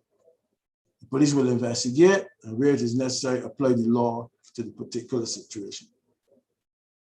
So frequent analysis of the workplace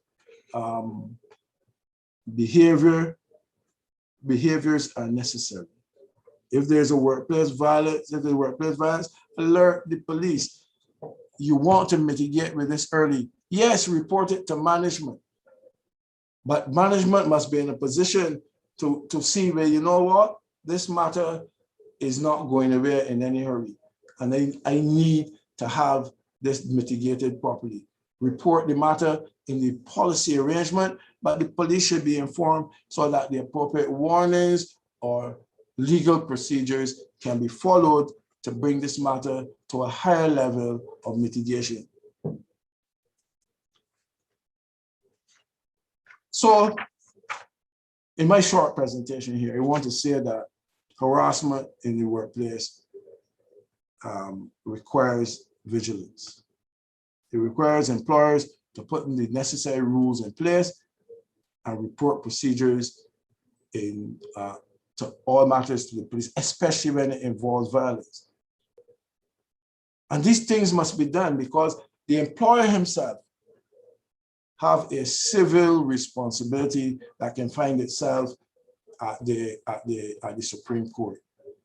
And therefore, everyone has a stake in ensuring that these matters are dealt with early so that we do not mitigate, we do not find ourselves too little, too late. You must look at it carefully, continue to analyze persons in the workplace, continue to analyze behaviors.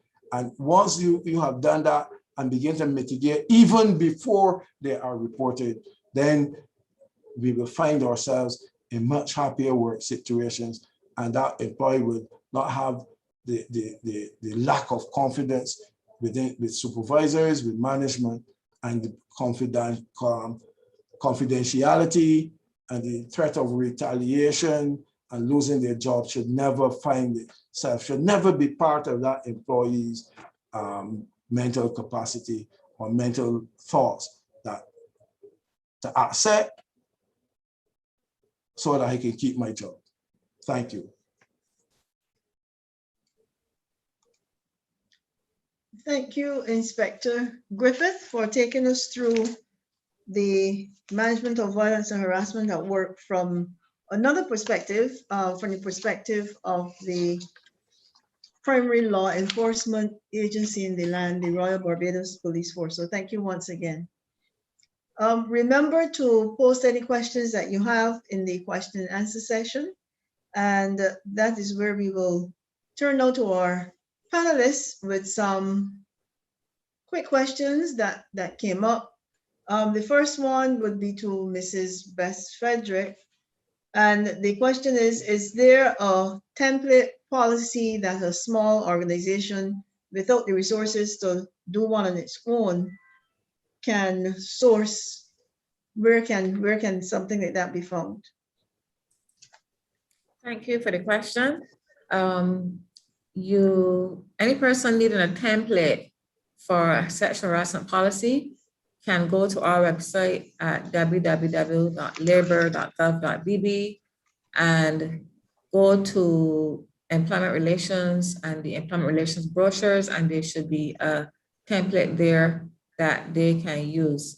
They can also contact any officer at the department for assistance in formulating the template. Right, thank you, Donna. So clearly you go to the Ministry of Labor website and you search there under employment relations and you find the template. A second question, and this is open to both Donna and Inspector Griffith. It is looking at a he said, she said situation where there's no proof that the harassment occurred. That's one end of it. Or B, the respondent claims that he or she is innocent, but you have witnesses, there are witnesses who saw this situation. So it seems as if this person is looking at he said, she said, but there was no one around.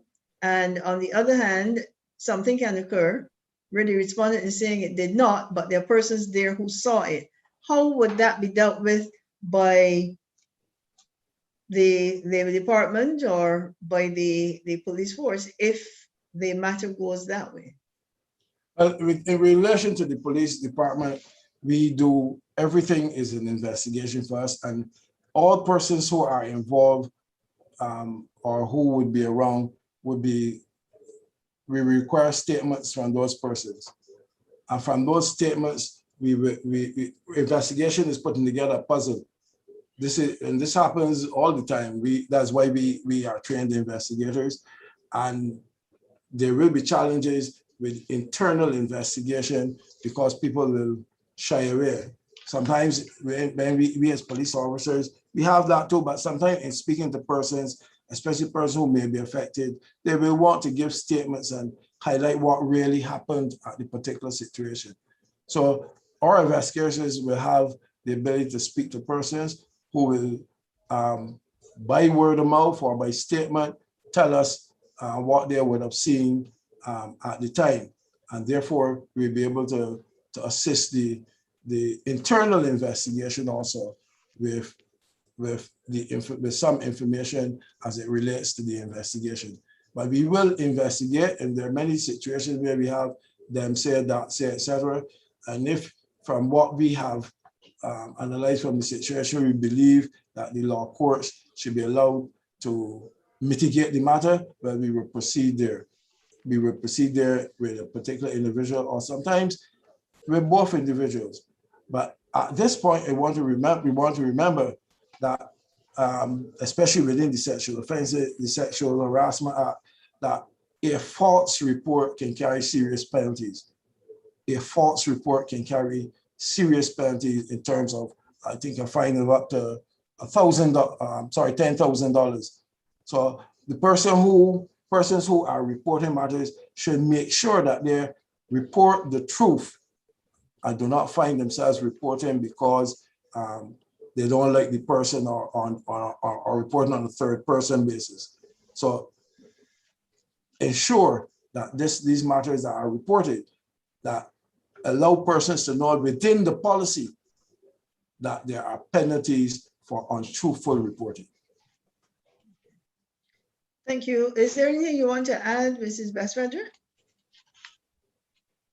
Yes, please. I also want to add that remember that under the legislation, the employee has the right to make a complaint to the chief labor officer if he's not satisfied with the findings of the employer. So if the matter cannot be resolved at the level of the employer, where it's a he said, she said situation, and the employee is not satisfied, it can be then referred to the chief labor officer. I also want to just make a note to the participants that the link for the website where they can obtain the template for the policy has been placed in the chat. All right, thank you, Donna. Another question here in the time that we have left. Can you please clarify what we can do if we observe sexual harassment, but the victim does not want to make a formal complaint? At the workplace level, I think, Mrs. West Frederick, that would be one for you. How would you go about that situation? Thank you. Looking at it, you might say that the victim may be hesitant for a number of reasons. It can be due to fear of the perpetrator. It can be they may feel intimidated. They may even fear losing their job, as oftentimes happen. And when a person is faced with the prospect of losing the job, they think of loss for income and such things. Now, it would be good if the person who has made the observation, you know, the saying goes, if you see something, say something. If you bring that to the attention of someone in the business who will be able to furnish the employee with the policy statement of the company, as well as the Sexual Harassment Act, so that that person can read, understand, and know their rights and feel more empowered then to make a decision. The victim or the perceived victim is the person who has to make the complaint. The complaint cannot be made on behalf of the perceived victim. So another option that can be pursued is that of counseling, if there are facilities within the workplace for counseling, or either external facilities, those can be used to help that person to be able to make the first step in reporting the matter. All right, thank you. So I do hope that that one, the person asking that question is a bit clearer. I want to add also Go ahead. that despite there are certain time periods within the policy arrangement, there may be certain time periods that there are offenses that don't have a time period, and especially when it comes to sexual offenses. So outside that time period, and the person want to, they can also report the matter to the police. Right, that's important. In that, in this particular case, there's still recourse to another agency if for some reason the person doesn't want to say anything in the workplace, or maybe they think that the time limit has passed. But we'll get to that in another question. Then there's still recourse through the Royal Barbados Police Force under the other piece of legislation. Now, a further question here, and I hope I can get this one because I need to paraphrase here. The Act speaks to employer and employee, but what about an organization where the nature of the business is to deal with clients of one gender, and there's a complaint of sexual harassment against a client or another client? I don't know if that person wants to rephrase and put it back in because we're not absolutely clear, or unless the person wants to ask that question directly.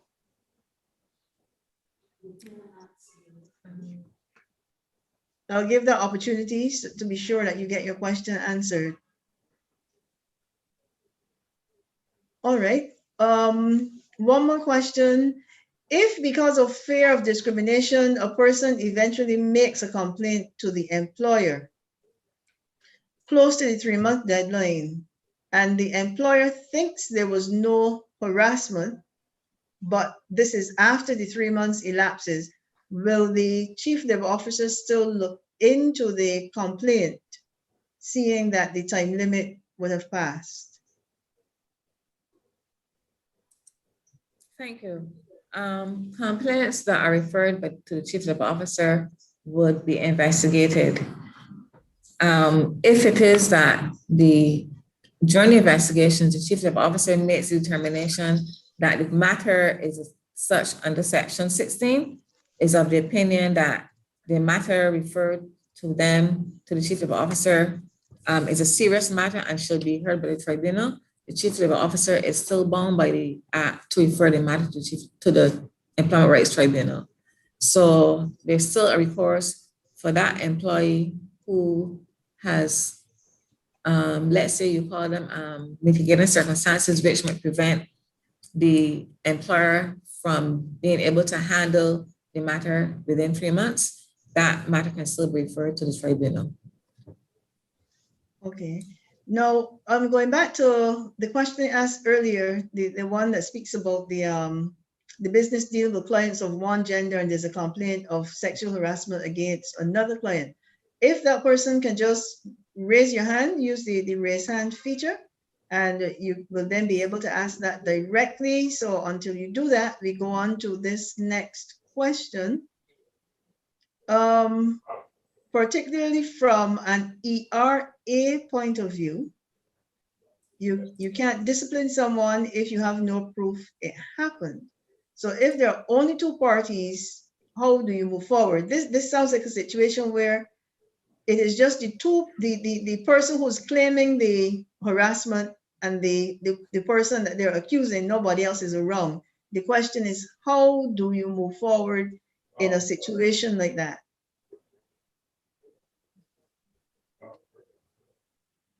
Well, I believe what should happen here is that the employer, and it is required of them, in their continued analysis of the workplace environment, should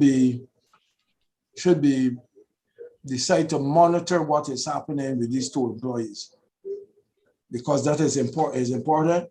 They should still continue mention the rules relating to the workplace and the harassment issues, and make sure that each employee has a copy of the workplace policy, so that both employees, whether one is right or the other is wrong, etc., or vice versa, that they are clearly aware of what the workplace environment tolerates and the sanctions to be imposed should it be proven that one or the other is involved in harassment or workplace violence or whatever is happening in the workplace, and that the matter should still be continued to be viewed.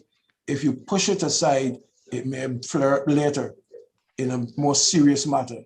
So it's something that particular work environment must mitigate by keeping observance, but ensuring that both of these employees are given the rules and the regulations and the policies of the workplace. And they should seek to, by asking questions of other employees who may be in the same workspace, if they would have recognized any particular issues between them. This is off the record, because you want to make sure that prevention, so that we do not have to deal with serious matters at the end. So the work, and keep it on record. It must be on record of the action you would have taken against this particular complaint, where there's dual accusing of each other of certain things that are happening. So therefore, it is now to the employer to ensure that they make sure what the rules are, but keep this particular matter under observation. All matters pertaining to this case, because they may be just reporting one issue, but there will be several issues. So therefore, they should make sure that these things are dealt with upfront, so that they don't have any problems down the road. All right, thank you, Inspector Griffith. Now, the question we were asking for some clarification on, it has been restated here. The organization deals with clients of one particular gender. A client complains for another client. What happens in such a case? So note, we are asking here where a client complains for another client. what happens in a case like that, knowing that client has a particular meaning under the legislation? Yes, under the legislation, client has a particular meaning. And even though the Act speaks of client within the context of sexual harassment, it is by the client to an employee. And it gives the employer the option to act where it is the sexual harassment occurs from a client to an employee. Remember, it's called Employment Sexual Harassment Act. So in this situation where there are two clients of the business and one harasses the other, it does not constitute employment sexual harassment. So therefore, the client who's being harassed would have to report the matter to the police and seek recourse elsewhere. Right. So thank you, Donna. And I see we have come to the end of the questions that have been posted. This last one, this will be the last one that we can look at. Is there recourse for anyone who might have a false claim of sexual harassment brought before then? This is a case where I'm going to restate it. Is there recourse for anyone who were in the instance where they may have had a case of a false claim of sexual harassment brought against them? And this would be looking at it under the Employment Sexual Harassment Prevention Act.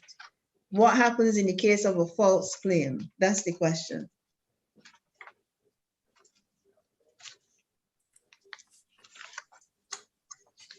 Ms. Bradford? Yes, please. If the employer, the chief labor officer is of the view that a matter is frivolous or vexatious, the chief labor officer has the right not to carry out further investigations or to refer the matter to the Employment Rights Tribunal. So it is at the decision of the chief labor officer where matters are made and they're not founded in terms of sexual harassment. The chief labor officer has the option of deciding whether to refer that matter to the tribunal.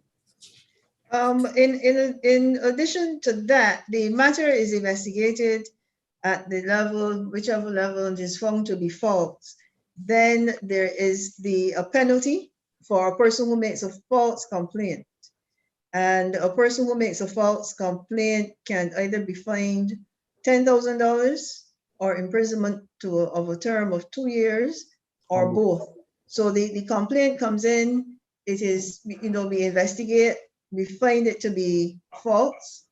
The action can be taken then where the chief labor officer would then be able to, as we do the under holidays we're paying legislation, refer the matter to the Director of Public Prosecutions or attorneys, so to speak, with a recommendation for prosecution in the law courts.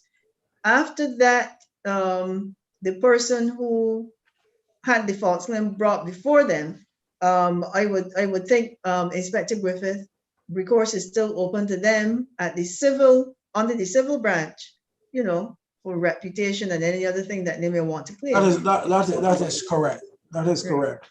The chief labor officer will report his findings to the Director of Public Prosecutions for further directions. And if the recommendation, if the public Director of Public Prosecution examines the file and sees that this is so, the chief labor officer can recommend that the DPP proceed with this matter against that person who would have made the false report. And like you said, the fines are clearly laid out for false reporting at $10,000, 2 years in prison, or both. I see Mrs. Sinclair, would you want to say something live? That's one of the safety health officers. Ms. Sinclair?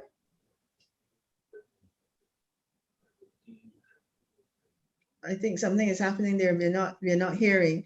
All right, so that brought us to the end of the questions that were submitted in response to the session on preventing and managing violence and harassment in the workplace.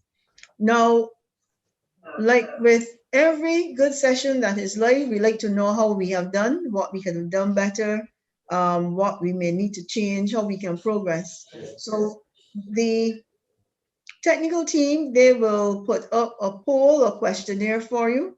And we would really ask that everyone who is on the call as a participant participates and you give us your feedback so that we can improve and more or less feed into future sessions like this or anything that comes around where we need to have some further input on this topic.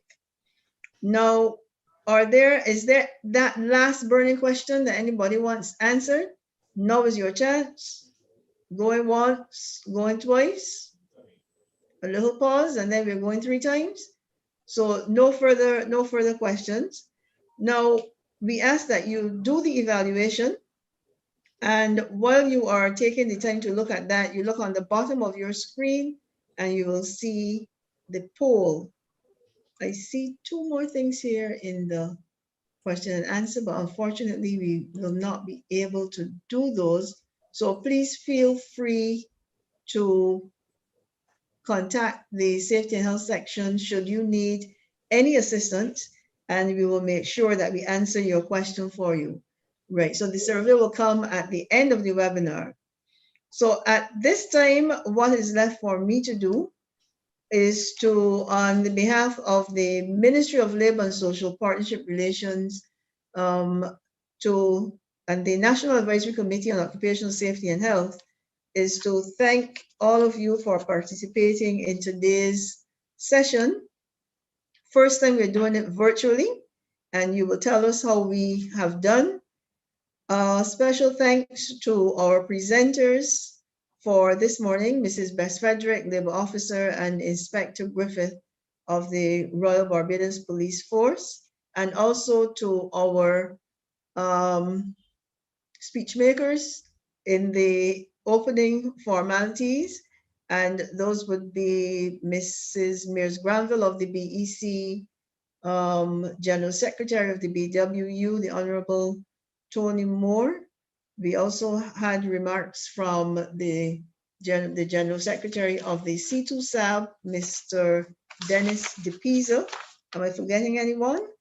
And we have the chairman, or we had the chairman of NACOSH, Mr. Brian Rees. And of course, our featured remarks came from our minister, the Honorable Colin E. Jordan, MP, Minister of Labor and Social Partnership Relations. Special thank you also to the members of staff of the Labor Department and the technical team, our counterparts in the IT section in our ministry, who worked in short time to achieve much to bring us to today, to the start.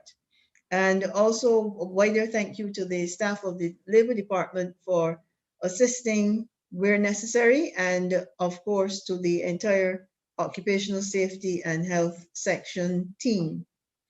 So ladies and gentlemen, thank you very much as in your capacity as participants for your attendance in making this first virtual opening session of Occupational Safety and Health Week meaningful and a reality.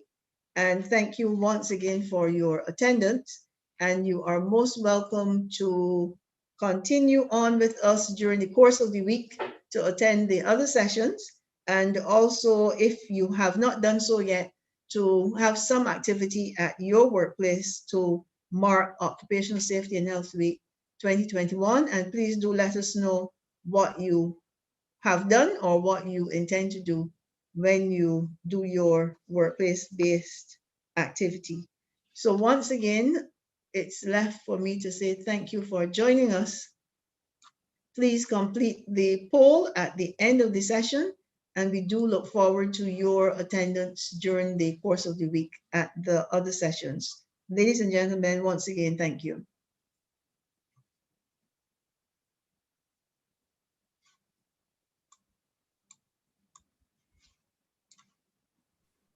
Very well done. Congratulations to the team. Yes, very well put together